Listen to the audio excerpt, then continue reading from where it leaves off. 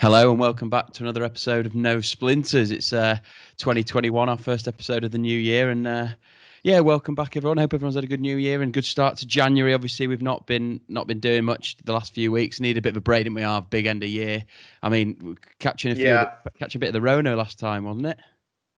yeah. Unfortunately, I got struck down by the old Wuhan flu, uh, plague, whatever you want to call it. But no, luckily I have a strong immune system and I fought it off, no bother. So back to grace the airwaves. You're back battling. No, fair enough. So yeah, we've had a few weeks off. Hard's tips has had a few weeks off as well. I mean, you've not been doing too well, have you? Or are you coming good now? Uh, well, we had a good win. 1st of Jan on my deathbed. Actually, I put a tweet out saying DM me if you wanted a £10 return, 300 quid. On a treble, and then back to this week we did a halves tips for the NFL on Sunday, which landed a double, but a bit covered out Friday hopefully for Saturday's racing. Oh, happy days. Well done. So get on that if anyone's listening. Obviously, follow us and follow Half Tips, follow No Splinters. We're obviously on Twitter, Instagram, and the like. Obviously, check us out on YouTube as always to see our pretty faces. If you haven't seen us, put the face to the voice. Right, let's get stuck into it then, Harv. I think obviously there's been quite a lot Yeah, going on in the footballing world. I think what we want to do is this week is we're going to have a touch upon Wayne Rooney later on, but just on the career that obviously he had, whether he's a Premier League legend or not. And yeah, we'll get straight stuck into the top of the table. I mean, there was a big top of the table clash this weekend, Liverpool versus yeah. Manchester United. I mean, I was a bit nervous in the build-up for it, and to say it disappointed is an understatement, isn't it? What a terrible game of football. Nah. The problem with it is Sky hype it up like it's the World Cup final, and it's never as good as you think it's going to be. It's happened before, but I just think that Liverpool obviously playing to their they've got a makeshift back four, so they're gonna be a bit more negative at the minute. But Salah's not firing, Mane's not firing, Firmino's not firing, and then Henderson had a good game, I thought, at centre back, to be fair, but he needed to against the pace of Rashford, Martial. I thought Manchester United were very, very good. I definitely thought that Liverpool were going to win before the game, but um, when it came to it, when the team's out, I did sort of think 2-2 was on the cards, given the way the teams lined up. But I think Manchester were good for the draw. I think they'd be disappointed not to win it, given the chances they had late on. Mm. Poor Pogba missed. I mean, Alisson had a good game, to be fair to him. I made a good save. Pogba late on. I didn't know if you saw Pogba apologise to the teammates after the game, saying sorry for missing that. But I just think it was a good save. It was sort of straight at him, but those are moments that can win you titles. If that goes in, they go clear of Liverpool even further. But what do you make to Liverpool's sort of stutter now? Oh, I mean, we're just touching upon the game at the weekend. Firstly, as I say, it was all hyped up, and obviously it didn't live up to expectations. I thought Man United played well. To be fair, I mean, there's no doubt about it that the first 30 minutes I thought we controlled and dominated. The next sort of maybe half an hour of play, next third was fairly even-ish. We didn't really create too much. Neither side did too much, and obviously there's no doubt at the end that Manchester United had the better chances, and I think Yeah, that comes down to why the memory is that maybe United deserved the 3 points. I think a draw was probably a fair result. Liverpool controlled the play, but a 0-0 boring draw. Yeah, it does worry me, to be honest with you, the lack of attacking play. I think yeah, I think that all stems. It's weird. I think that all stems from our back two. Obviously, we're playing Fabinho and Jordan Henderson at centre half, joint together, both CDMs, and they're sort of the ones that break up play and get us on the front foot. Especially Henderson. Obviously, Fabinho does the breaking up, and Henderson gets us on the front foot. Normally, last year with the likes of Wijnaldum or Keita or whoever in that sort of number 8 role, and the front three thrive off it, which they haven't been doing. There's no doubt since obviously the Crystal Palace game. We struggled against Villa's kids, yeah. struggled against Newcastle, West Brom, Southampton, Manchester United now. I've got to pay credit, though, to Manchester United's back four. I thought they were excellent. I mean, especially Mm, Luke Shaw. yeah, he Before the was game, I thought brilliant. I thought that the fact that Bailly wasn't playing, I thought gave us a great confidence boost, because for me, I think Bailly's been the best centre half between him and Maguire. I think he's really stepped it up this season, and Maguire's looked better because of him. But I thought they were brilliant. Wan-Bissaka played well, Maguire played well. They all had moments of quality throughout the game. To be fair, Ole Gunnar Solskjaer is seeming to turn it around. We've given a lot of flack earlier in the season, Yeah. but they've turned it around. I don't really agree with the narrative that they should have pushed forward and tried to come for the win. I thought they set it up perfectly. At the end of the day, if Pogba buries that chance, or if Bruno's goes in, then it's a perfect masterclass, isn't it? It's what we would call a Jose masterclass back in the day. Yeah, definitely. Yeah, I mean, for me, I don't particularly enjoy that style of football. I don't think a neutral enjoys that sort of game. But the PE teacher's turning it around a bit, and he's lasting longer than the next coming of sort of Sir Alex in Fragile Frank, isn't he? Really, I know you had a bet on Ollie to be sacked early doors, but. Um, I think that's going to come and become a losing bet pretty soon, because I've seen today that Ole's drifted way out in the odds for being sacked, and fair play to him. But for me, I think also, just touching on Liverpool's dip in form, I think it's symptomatic of Trent's form, giving the ball away sort of 38 times. And you play, you need your wing backs, you need your wing, your right back, your left back to be up with play. Robertson's playing well, but I think also having the makeshift back four, it's playing on Trent's mind a bit, because he knows he can't get, he's going to get caught out one-on-one. He doesn't really want Fabinho caught one-on-one. He doesn't really want Henderson on a one-on-one situation. So I do think that his dip in form is sort of a symptom of having the makeshift players week in, week out. It will be playing on your mind if you are out of form, and then all of a sudden you can't go marauding forward as much as you can. But yeah, go on. I'd probably agree with that. In my mind, Trent's worst games in my memory. His worst game defensively in my memory was the one where Rashford was all over him. It was a couple of years ago. I think it would probably have been under Mourinho or maybe Van Gaal. I can't really remember, but he absolutely had the beating of him. A couple of balls went over Trent's head. He lost him, and that is Rashford's strongest position, is on the left, is on the flank on the left, which obviously he didn't play this weekend and he hasn't been doing recently. And I think his form is showing because of that. But Trent's normally struggled with that, and I thought defensively at the weekend though he was absolutely fine. There was no issues coming down his flank. The difference was, you're right, there's that lack of cutting edge. That a lot of Liverpool's attacking play from width, even though we play with two wingers in Mane and Salah, a lot of them cut in and they play in the centre, and our creativity tends to come from the two fullbacks. Obviously Robertson, who has been decent this year, and Trent, who there's no doubt about it is in a massive slump of form, and he needs to find his best. I thought he played well at the weekend defensively. He gets a lot of criticism saying he can't defend, but I thought he did a perfect job. There was no trouble for him, but he really did like that cutting. That final ball wasn't there, that quality delivery. I think there was one ball maybe that he crossed in that I thought that was a decent ping, but for Trent's range of passing and his ability, he's really been lacking. I think that is why Liverpool, the whole combination of the likes of Trent struggling, no centre halves, and there's no doubt about it, Salah and Bobby Firmino and Mane are all struggling for form, and I think that cultivates in us now dropping down the league to fourth. I mean, you're right. 4 weeks ago, I thought it was signed, sealed, and delivered. And you're asking for trophy engravers around the and Anfield Road area. But I think we should be sending them across to East Manchester, really. Well, maybe, but not after last night. But we'll move on later, obviously, to that. But it's wide open, isn't it? It is wide open. I mean, City are now odds on favourites. You're looking at the table at the moment. Obviously, Leicester City are sat at the top, and we'll touch upon them shortly. But obviously, we've touched Manchester United and Liverpool. Man City, if they win their game in hand, they go. We've got 2 games in hand on Leicester, but they're obviously playing tonight. Maybe that game might be cancelled against Villa. We'll have to wait and see. I don't know flooding. But if City win both their games in hand, they go quite a few points clear, 3 points clear at the top of the table, and they're the form side. I mean, you're looking at it now. Their defence is just fantastic, isn't it? Brilliant. I mean, John Stones bagging a brace at the weekend, and Ruben Dias and Stones seem to be the winning combination for a City side.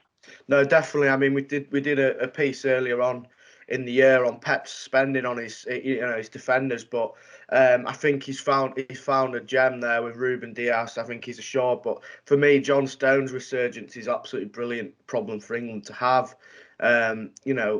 He has been there. I mean, he was brilliant at Everton. I mean, City signed him for quite a lot of money, if I remember correctly, and he just went off the boil a bit. But his last couple of games have been brilliant, and he's getting his goals now as well, which is what a nice thing for Pep to have. If your striker isn't firing and Aguero's injured, and your centre back popped up and scored a couple, no wonder they're odds on to win the Premier League again.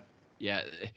I look at them and they're in fine form. The thing is, the way that this season's been is that people have been in peaks and troughs, and obviously City had that patch at the start of the season. So did Manchester United, and Liverpool were pretty strong. And it seems to be that you look at it now, Man City have hit their best form again, which they haven't found for a couple of years. You could argue since the back of the 2019 season.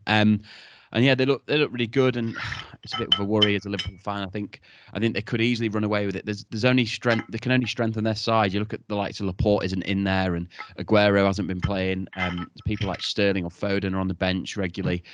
There's a lot of depth to that squad, and there's no doubt about it that they have the best squad. There's no question. Yeah. I mean, they've got four £50 million plus centre halves. I mean, you look at Yeah. Liverpool, we've got Van Dijk, and then obviously you've got Gomez, Matip are both injured, and Yeah. we're bringing centre defensive midfielders in there. And City worryingly could run away with it. I think I looked at their fixtures and they've got a fairly easy run. Liverpool got quite a big challenge in the next 6 weeks. But my worry is, well, not a worry. The positive, I think, for Manchester City, people who don't want them to win, like myself, would be that they've got a lot of fixtures starting to build up. They've got 2 games in hand. Obviously, if tonight gets cancelled, they've got FA Cup, Champions Leagues, League Cup final. There's a lot of fixtures, but they do have a big squad. But maybe that could bite them later in the season. They had the smallest pre-season of all the sides. Well, I mean, it just depends on what Pep's going to prioritise now in terms of what he's going to push for. For me, I think Pep will put strong teams out in the Champions League because I think that's the only cup that's evaded him at City. And then, he looked to sort of push on in the Premier League, but I can't see him sort of taking any of the League Cup or FA Cup too seriously now, given the position they're in. I think Pep's a really good squad manager when he gets going, so I wouldn't be surprised to see them sort of really push on and get 6 points clear of Liverpool. Yeah, I think they probably will. I think you look at the fixtures. Obviously, Villa, if it does go ahead, it's a big game tonight. It should be interesting to see, and they've done well against a few big sides. So we looked at the top 3, really. I mean, I say the top 3, obviously Leicester is at the top of the league, but the big 3, I suppose, of those challengers. And then you've got right at the top of the table is Leicester City. I mean, people are writing them off, it seems. It seems like everyone's saying it's a 3-horse race, but this is a Leicester City side who have won the Premier League before against all odds, and they're in fine form again, and they've got, in my opinion, one of the best managers in the league. I just think what Brendan Rodgers is doing is absolutely fantastic. Jamie Vardy, Maddison, Tillmans, and Ndidi. Barnes, they've got quality all over the pitch, and they've got a really good squad these days. And for me, I think people writing them off, you write them off at your peril. I think they're absolutely in the hunt. 4 points ahead of Liverpool now, and I think watching them against Chelsea last night. I mean, I'm sure you'll touch upon Frank at the end of it. I just thought they were class. So Rodgers, for me, obviously done brilliant with Liverpool. Done brilliant sort of at Celtic. I mean, look at the mess Celtic are in now since he's left. Obviously it's a 2-horse race in that division, but there's an absolute shambles of Celtic. But no, Leicester, Maddison was unlucky not to get 2 on the night. He's in good goal scoring form, and then he's nicely complemented by Harvey Barnes. He's complemented by Vardy. Tillmans is an absolute rock in that midfield, and Ndidi. I mean, these Fofana, all these players are in really good form at the minute. But for me, you've got that perfect mix of seasoned pros and the younger players coming in with an experienced manager. I think they're going to be really, really tough to shift out of that top 4 now. It's going to take either some injuries or some serious drop in form to drop out of that top 4 for me. Yeah, it's very competitive. I look at Leicester and I just think they're a fantastically run club. Everything they do seems to be going well. I mean, they were one of the sides that voted against the 5 substitutes, and they have a decent squad these days. They're a great model club being run. Fantastic, and I just think, I hope they do get top 4. To be fair, I think if it's the current top 4 at the moment, I'd like it to stay that way. But there's more than just Leicester in the title race. You're looking at it, and Everton, if they win, they go above Liverpool. Yeah, so for me, Leicester, the league's anyone's to win. You were on about Everton going above sort of Liverpool. They played 17 on 32 points, Spurs on 33 points, and then Liverpool on 34. But as you said, Everton's got a game in hand, and Manchester City have sort of 3 games in hand on Leicester. But it's anyone's to win. But I'd be surprised if you can't really call it from here on out, but I wouldn't be surprised given the recent form, and the bookies odds now are saying sort of Manchester City are odds on. I think Manchester United will drop out of that top four. I just don't think they're good enough to compete at this stage of the season. Given what I've seen, I think there's Spurs will turn back up again. Liverpool obviously are going to be knocking on the door, and Leicester for me, but they absolutely obliterated Chelsea last night. So yeah, it's a really good Premier League as a whole. It's just a shame some of the games are so shit at the minute. Yeah, I mean that's a good point. I think the Premier League started with an absolute bash, didn't it? At the start of the season, it was crazy. Yeah. The first 6 or 7 weeks, whether that was the pre-season issue or what, who knows? But since then, it seems to have tailed off a bit. It's been a few. I mean, a lot of the games at the weekend were 1-0s. Very very sort of boring, drab affairs. Seems weird. I mean, I just don't know how it's going to end up. I mean, as I say, Leicester at top of the league now. Everton with 2 wins will be up there again, and Tottenham are coming strong. Yeah, who knows? I mean, we'll have to wait and see. It's an interesting one, but obviously, I think we should just touch upon your mate, Fragile Frank, your favourite topic. Obviously, he's having a howl at the end of the day. I mean, the form that Chelsea are in is diabolical, and I just think you look at he's got the likes of Havertz that he can't get a tune out of. Timo can't finish anything off, can he? I mean, it's just all going wrong for him at Chelsea. Yeah, I try not to take glee in other people's failures, but it's hard to not have a wry smile. As much as we're stuttering at the minute, it makes it a lot better when you see Fragile Frank's £230 million players playing like they play for Stoke. It's brilliant. I mean, Havertz, Leverkusen's done a job on him. And Werner, I still think Werner will be up there next year as the top goal scorer in the Premier League, given his pedigree in Germany. He's just not getting the service. He's not playing in the right position. Frank's got an obsession with playing Abraham. When Giroud's a proven goal scorer, he don't play him as much as he should. I think if I was Giroud, I'd be booking the next flight to Paris and going to play for Pochettino. I just don't understand why he's going to sit around and watch this absolute mess. I just think that you look at the Maddison. It was telling, actually. Maddison, after the game, he did a great interview. I don't know if you saw it. Yeah, it was a great interview, yeah. And one thing stood out for me, which Frank will absolutely hate, and it just shows him for what he is. He just said that, oh, yeah, we looked at analysis, and we know that Chelsea switch off from corners. And that's just inexcusable. If you want to be chasing the Premier League title, as Frank said at the start of the season, you can't be switching off from corners against your direct table rivals. And then Reece James poor lad, Reece James is in some class form at the minute, and he has one bad game, and Redknapp absolutely goes to town on him, saying, he's switching off, he should be sprinting, jogging, then maybe walk. But I just think that it's a bit harsh on to single out Reece James when there's plenty of other players that aren't pulling the weight, especially in the midfield and forward department. And Mendy, for me, I just don't think he's the right one. I know you're going to laugh, but that one-on-one situation with Maddison, you back a keeper to win that sort of one-on-one duel. I mean, it was a great finish, but getting in behind. I mean, Mendy should have been aware that Reece James he should have come out a bit quicker. And for me, I just don't rate him as a keeper. He's a good shot stopper, but I think he'll cost Chelsea more points in the long run. Obviously, Kepa's shy, but I think they need a manager that's been there. And the thing is, he's got a lot of egos in that dressing room. Not like in a bad way. Just when you sign those sort of players at that price range, they're a lot harder to manage than Derby County's players, for example.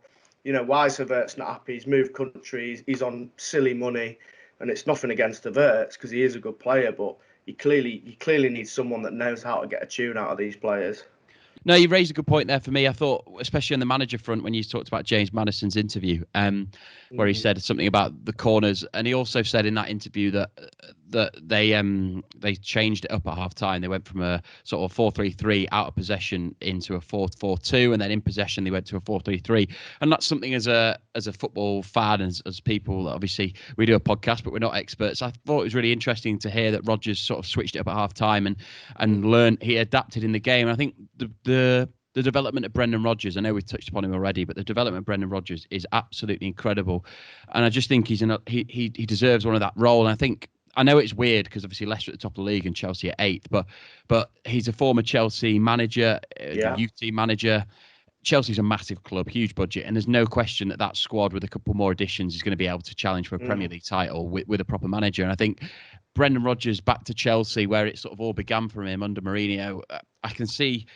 I feel like halfway through a season, it's weird and it's harsh on Leicester, who are building something strong there. But there's no doubt that it's a top level job. It's one of the biggest jobs in the world football, and I think Brendan Rodgers would be a great man for that task. You've said about Havertz and the likes of Timo Werner. Yeah, I think they have to bed in, but they do pay a lot of money. And for me, I think the most ridiculous wage that they've got there is Callum Hudson-Odoi. I mean, they tried to keep him away from Bayern Munich, and they gave him 150 grand a week contract. Yeah, thanks for coming.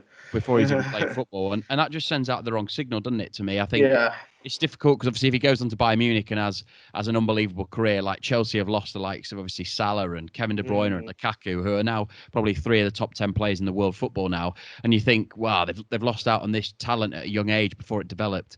And I suppose they probably were worried that was going to happen. But to pay 150 grand a week to an unproven nobody is wrong in my opinion, and it sort of stinks. Well, that's what happens when you have a high wage structure, that you're going to have to you pay them a lot of money to keep them there, even on a punt. I mean, there's no harm in keeping a young talented player. Like, I don't think at the time that was the wrong move, given that he was in good form and he was had suitors from around the world, and it's sort of, instead of losing money on him, you got to sort of gamble a bit on and hope he sort of lives up to his potential. But for me, I think Hudson-Odoi is a side issue. I think the actual problem is, Jody Morris. I mean, I'm not being funny, but I don't think Havertz and Werner have ever heard of a scumbag from Millwall called Jody Morris before, and then he's trying to tell him how to play football. And you're like, hang on a minute, Chief, I've just been, someone's paid 90 million for me, you know what I mean? What's he going to be doing? I don't mind Jody Morris. I think he's all right, to be fair. He's a wanker. All right, no splinters, eh? You're not sitting on the fence with that. No, not for that one, mate. No. But I mean, as a football fan, obviously, take my Leeds hat off. I do want a strong Chelsea because it makes the Premier League better, but I just find it really hard to get behind a management structure of Frank Lampard and Jody Morris. I think because we were scarred by Dennis Wise, another fucking Chelsea wanker that came to try and manage Leeds and took us down. I think that's where my hate starts from, really. A lot of Chelsea fans seem to be placing the blame though on Frank and Jody Morris. Obviously, you can understand with a love affair, especially of Frank, who's a legend of the club. It's probably their greatest player in history. Just took the job too early for me. For sure. You can't blame Frank for taking the job. Obviously, he's going to take the job. Chelsea legend. He backs himself. He's going to be. Yeah, I still think deep down, if Lampard will be a good manager in the long run if he sticks at it, but you just gone from Derby County to fucking Chelsea, where it's just completely different planet. Regardless if you're a good player, club captain, club legend, it's just different ball games. And some of the best managers haven't been good footballers. Yeah. Klopp, he played Division 2. Yeah, exactly. Same Mourinho. Yeah, I mean, anyone. You can name any manager that's successful that hasn't been a good footballer. Absolutely. There's very few elite footballers who become elite managers. And I think Frank, from what I've seen in interviews, I don't think Frank is gonna pursue his management career role too much longer. I mean, I listened to a few things. I think it was one of them was on the Eddie Hearn one, and I think he did the High Performance podcast with Jake Humphries, and he said basically he didn't seem to have the desire to do this for the long run, which I found interesting. I think at the end of the day, there is no bigger job for him than Chelsea. Has he got an interest in going down to the likes of, I don't know, Derby or whoever? Obviously, I know Rooney, who we're going to come on to next, is obviously the manager there now, which obviously will run nicely into that. But I don't think that Frank's got the desire to do it, from what I've heard. And to be fair, I don't blame him. He's made a lot of money. He's had a great career, and he'll always be a Chelsea legend. You look at Kenny Dalglish, who obviously had a massive amount of success with Liverpool as a manager, but he came back in that spell in 2012, went to shit really. Let's be fair, but no one remembers that because they will remember Frank Lampard as a great career, not as probably someone who failed as a manager. But yeah, as I say, we'll move on now. Obviously, I hope we were going to touch upon the lower league of the table, but I think we overran a bit on there, a bit on the top of the end stuff. I'm not avoiding talking about Leeds. No, exactly. Shouting. It's not my. I'm just a co-host, Chief. Exactly. My job, Gov. We've heard enough about Leeds over the years, so over these podcasts. So we all know they're in poor form, but I mean that'll be one for next week or two. Yeah. Once if it gets a bit worse, we'll be able to do a nice little special on it. But yeah, what I wanted to talk about was obviously Frank Lampard, former Derby manager. The new Derby manager is Wayne Rooney, and with that, he announced his retirement to his career. And I just wanted to go ahead and sort of, a few people have been speaking about it on the old group chats, and I think I've seen a few things on TalkSport and stuff. Quite an interesting one for me. I had a lively debate this weekend with George, who's not made the pod this week, unfortunately, busy with work. But we had a lively debate about whether Wayne Rooney was or is where he ranks in sort of the Premier League ethera, I suppose. I'll let you go first. What's your opinion? I know you're a Leeds fan, but you've got to take the white tinted goggles off. And what do you think of Rooney? As a character or as a footballer? As a footballer, mate. Rooney is an England legend, no doubt. England captain. To play in the Premier League at his age for Everton, scoring 15 goals and then getting his dream move to Manchester United at such a young age, and he just for countless seasons he always delivered. I think we would have won the Euros if he hadn't. We would have won the World Cup, I reckon, or had a good run at it if he hadn't done his metatarsal in. I just think that was such a cruel way to sort of, in the prime of his life, and he did his metatarsal, which is such a nondescript injury, and it ruled him out of countless sort of top-level England games. And then when he went to sort of Manchester, obviously my favourite Rooney goal is the volley in the Manchester derby. I just think that's one of the best goals you'll ever see when he sort of overhead kicked it in. And then he was just a brilliant footballer. He was a madhead. I think people forget that he was an absolute nutter.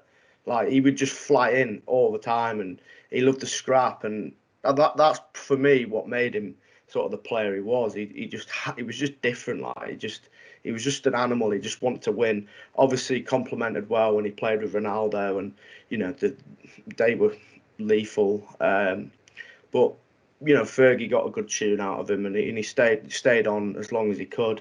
Obviously went back to Everton, just didn't do amazing at Everton, and then went to the MLS, which I think is fair play to him. Got his retirement fund settled out there. He actually did all right in the MLS, and I remember the goal where last minute where he tracked back, tackled the guy on the halfway line, pinged the ball in, and they won the game. And then I had the pleasure of watching him a little bit last year in the Championship, and his last ever goal, ironically, was a free kick, which sort of sums Rooney up, really, that his legs sort of gave out, and but as a whole, I think he was an amazing player, and England will be lucky to have another player as good as Rooney come through, really. Right, this is the thing. So it's no splinters. Are going to be a bit controversial, but I do genuinely believe this. Wayne Rooney, right? He had a great career, and there's no doubt about it that I don't want to take anything away from obviously what he achieved in terms of Premier League success. He was part of probably the greatest over a 10-year period, the greatest side maybe in English football history, competing with the Liverpool side of the 80s. And he was a big cog in that wheel. There's no question. But for me, I don't think he ranks anywhere near. Well, not anywhere near, but certainly not anywhere near the top 5 Premier League players ever. The top, probably even the top 10. There's so many players, especially strikers, I think come ahead of him. I've had a look at his stats this weekend, and for me, he's never scored more than 20 goals in a Premier League season, more than twice. So he's only done it twice in his career. Yes, he's got a lot of goals. He's got a lot of goals both for England and for Manchester United. But at the end of the day, he's played a lot of games in an attacking position for one of the best teams going. I know there's a lot of people out here shouting right now, going, "You're a clown. You don't know what you're talking about." But you've got to break it down, right? We talk about his England career. And his England career, for me, it's a complete and utter failure. Everyone talks about 2004. He burst onto the scene. I think it was Croatia and Switzerland that he scored goals against in that season, in that campaign. I mean, he scored one World Cup goal, right, against Uruguay in the game that we lost. In the Euros, he only ever scored one knockout goal against Iceland. Again, we lost. There was obviously the Portugal era where he stamped on Cristiano Ronaldo. Stamps a bit harsh. I mean, he got red carded. I mean, I just gone through his goal tally. You look at of the top sides that he scored against. I mean, I'm just going to go through a few here. I mean, San Marino 5 goals, Switzerland 4, Kazakhstan 3, Iceland 3, Belarus 2, Slovakia, Andorra, Bulgaria, Poland 2, Montenegro, Slovenia, Scotland 2 goals. I mean, there's only Brazil he scored more than 1 goal against, who are a top class opponent. You look at Argentina and Netherlands and France. So he scored 4 goals against top class opposition. I think, he's got 53 goals for England, but to class him as an England legend, he obviously is an England legend, but to class him as England's greatest footballer or be in that ethera, it's a difficult one, because I think none of that crowd, to be fair. I'm looking at Gerrard, Lampard, none of them crowd themselves in glory in that era of football. But I just think what Wayne Rooney did for England, I can only look back at it as a failure, to be honest with you. I don't think he ever turned up on the big stage. I mean, no knockout game did he take the scruff by the whatever it is, by the scruff by the neck, whatever that saying Scruff is. of his neck. Yeah, that's it. None of those games did he ever turn up. I mean, Manchester United, that goal, he's had a great career for United. Is he better though than the likes of Aguero, Shearer, Suarez?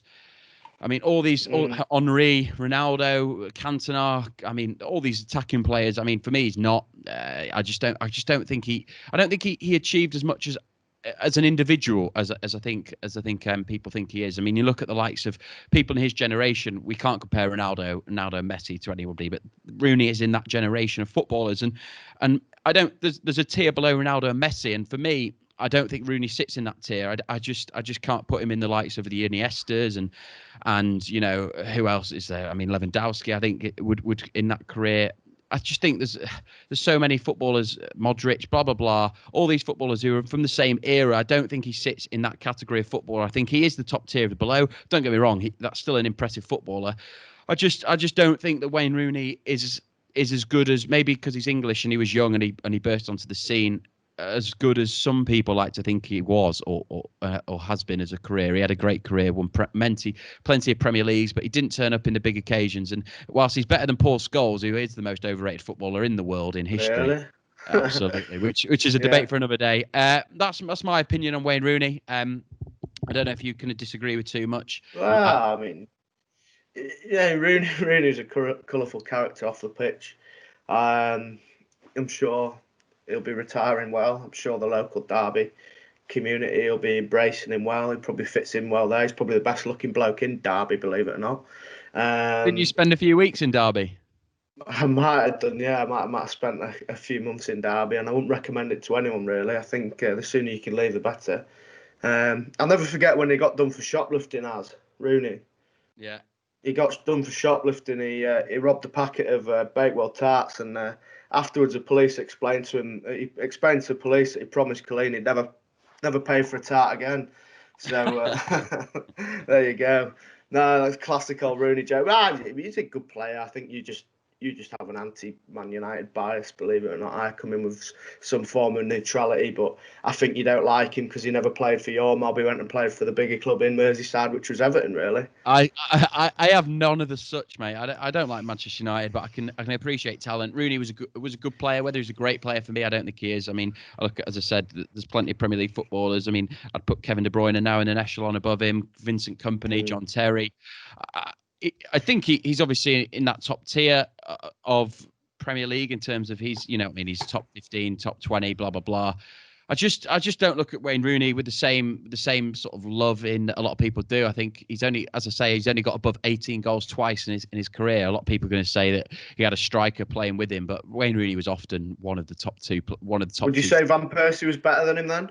As a striker, I wouldn't say he had a better career. I think Wayne Rooney had a great career as a footballer and a player. I think Van Persie was a better striker, better goal scorer, had a better impact for Manchester United. I mean, Van Persie was the key to them when they signed him. I think a lot of players have been and gone at Manchester United who have eclipsed Wayne Rooney for a certain period of time. Obviously, he finishes with their most goals in history. But he was there for a long period of time. I think there's no doubt. But that's a testament to his.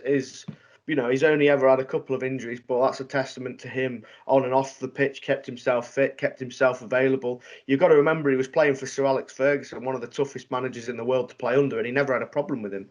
He picked him week in, week out. So you've got to look at sort of other stuff as well. As you take his goal scoring record out of it. I think personally he's top 10 Premier League player for sure. Given the longevity, given the stuff he won, given the amazing moments he gave the Premier League. I'm a Leeds fan through and through. I'm sure you're all sick of me hearing it, but even I can appreciate the brilliance of Wayne Rooney sometimes when he would just pluck something out of nothing. And I loved his aggression. I loved. He took no shit, and I think that's what's missing a bit in some of these Premier League players these days. Just maybe because VAR is playing about, but when there's a famous video of him playing against Hull. And there's a drop ball, and he boots him, and he boots him again, and then they have a right square up, and you don't see that anymore in the Premier League, especially with the elite teams like Manchester United. You don't have a nutter running around. I think the only one that could compare on that department is Morelos up at Rangers, that just has that nasty streak in him, which me personally, I love it. I love it when a footballer. I don't know if you saw Messi. Messi the other day, he got Yeah, sent the off hands. in a final, and the guy would give him a bash, and Messi says, "All right, have a bit of this," and smashed him down, and then went to check his pulse because he was making a right meal of it. And I just thought, that's what you like to see in a footballer sometimes, just a Yeah, bit of yeah. I don't get me wrong. I love his dog in him. I think yeah. you could be right. If he hadn't have played for Everton and Manchester United, it might be a little bit different. If he had one of those red shirts on that doesn't come with a devil on it. Yeah, as I say, that's my opinion on Rooney. I think we've got to put. He had a great career. He's won a lot of.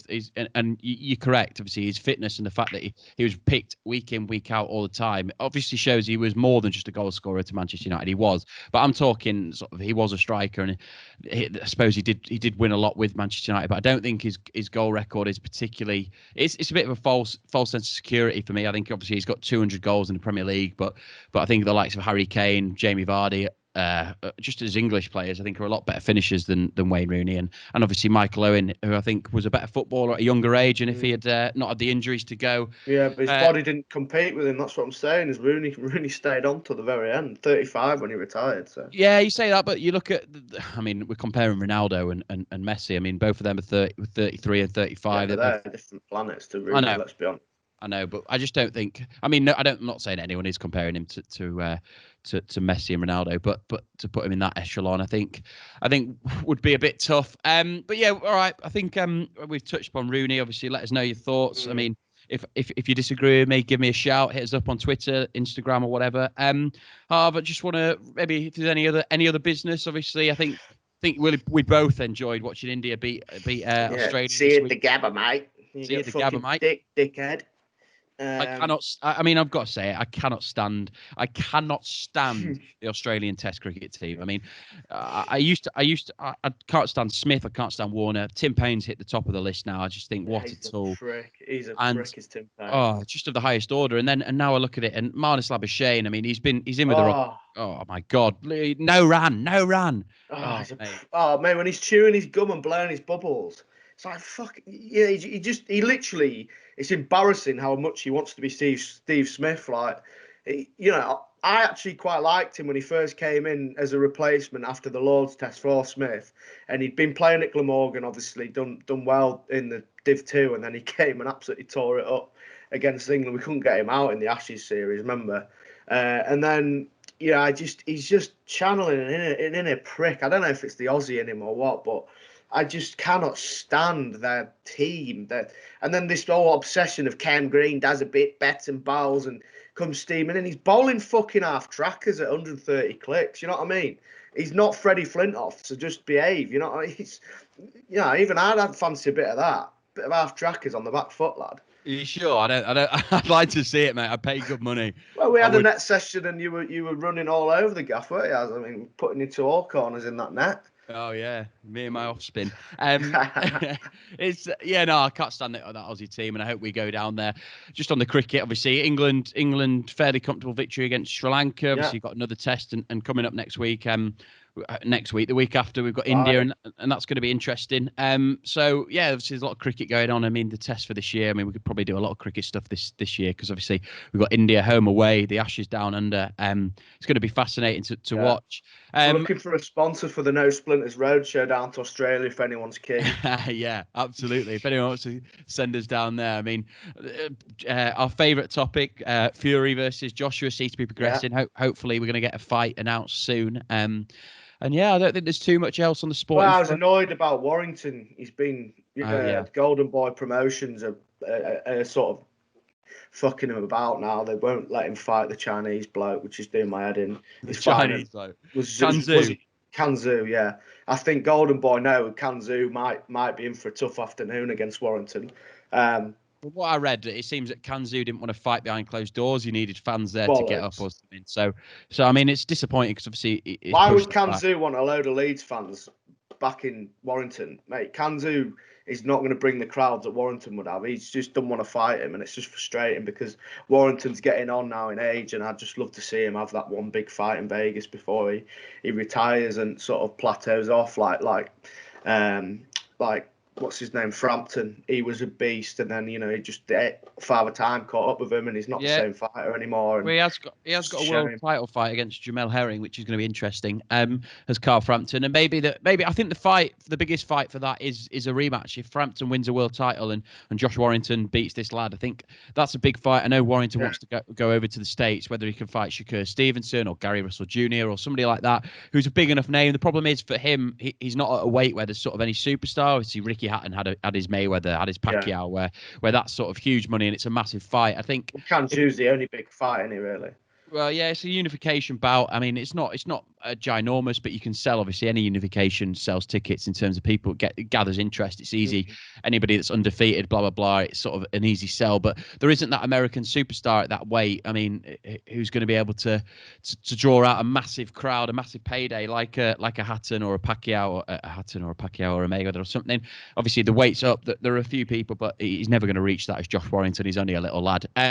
But yeah, I think we've touched upon all our sport this week. I mean, we'll be back in the future. Obviously, I hope Halves Tip's going to be dropping this week. Yeah, hopefully, mate. Hopefully, have a guest on or two.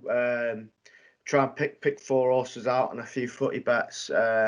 Obviously, been ill. I've not had a chance to study, and I couldn't be arsed really. It knocked me for 6. Not gonna lie, but back in the game now. It's all right. We have exactly. I mean, we have got other things to do. This is just a part-time bit of fun. Hopefully. Oh, arrogant hgcbd.co.uk has now got a no splinters checkout code.